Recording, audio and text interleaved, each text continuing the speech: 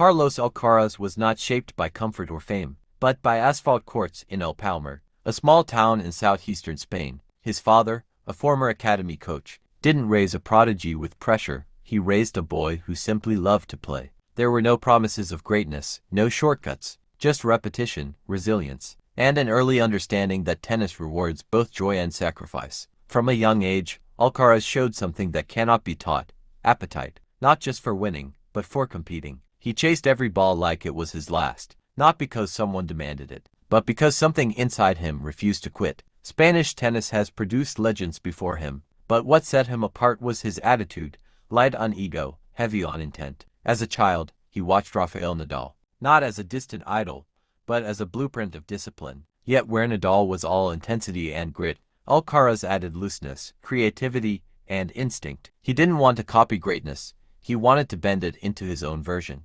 Coaches noticed early that his power wasn't just physical. His calm under pressure seemed unnatural for his age. He could miss 3 shots in a row and smile before hitting a winner on the 4th. He didn't crumble from expectation because he never saw it as a burden. For him, pressure is not something to escape, it is fuel. When he arrived at Juan Carlos Ferrero's academy as a teenager, he was skinny, talented, and fearless. Ferrero didn't try to domesticate his style. He polished the chaos, added structure without killing freedom, and built a mindset that matched modern tennis: aggressive, adaptive, and emotionally stable. While other young players obsessed over rankings, Alcaraz focused on moments: a return at break point, a drop shot at 30-all, a forehand that shifts momentum. He treats each point like a puzzle to solve, not a weight to carry. That is why he never looks intimidated, even against legends. He doesn't shrink in big arenas, he expands. What drives him isn't revenge, rivalry, or fame, it's the thrill of testing his limits. He once said that he plays every match with 2 goals: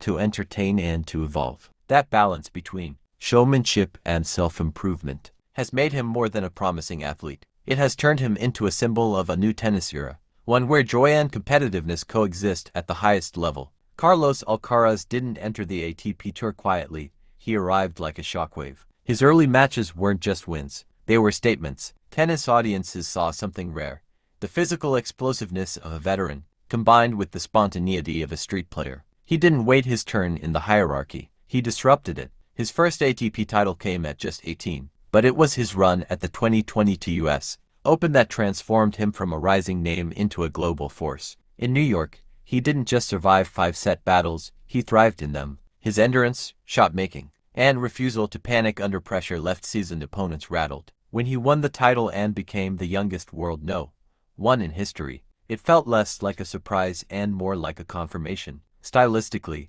Alcaraz blends eras. He has the heavy topspin and court coverage of Nadal, the early ball-striking instincts of Djokovic, and flashes of Federer-like improvisation. But there's one weapon that truly separates him: the drop shot. He doesn't use it as a trick, he uses it as a strategy. When opponents stand meters behind the baseline to handle his power, he pulls them forward with a soft touch that feels almost disrespectful in its confidence. His footwork is electric. He moves not just fast, but efficiently, changing direction with the kind of control that lets him defend, attack, and reset in a single rally. His forehand is a cannon, his backhand precise, and his mentality unshaken. There is no panic in his body language, even at break point down.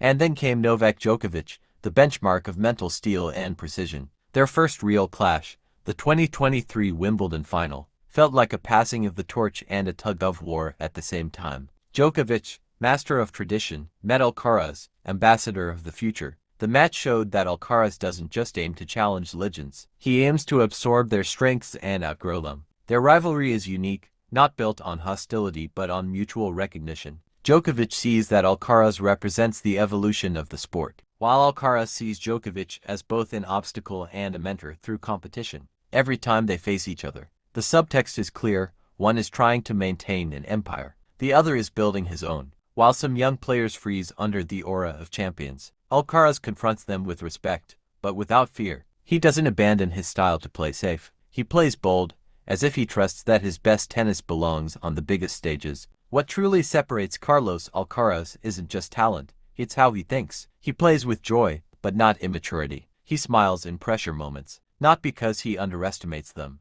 but because he feeds on them. That lightness makes him dangerous. Opponents feel his energy, and sometimes they break before he does. Coached by Juan Carlos Ferrero, a former world number 1 himself, Alcaraz has something rare: ambition without arrogance. Ferrero has helped him balance explosiveness with patience, and confidence with humility. Together, they've built a player who competes like a veteran but responds to setbacks like a student who always expects to improve. His adaptability may be his greatest strength. On clay, he absorbs and grinds. On hard courts, he attacks with full weight. On grass, he improvises, using his touch and speed to finish points early. There is no surface where he looks uncomfortable. And that versatility hints at a very long future at the top. But with success comes expectation. Every young prodigy faces a crossroads. Either become a generation talent who fades after a few seasons, or evolve into the kind of champion who dominates for a decade.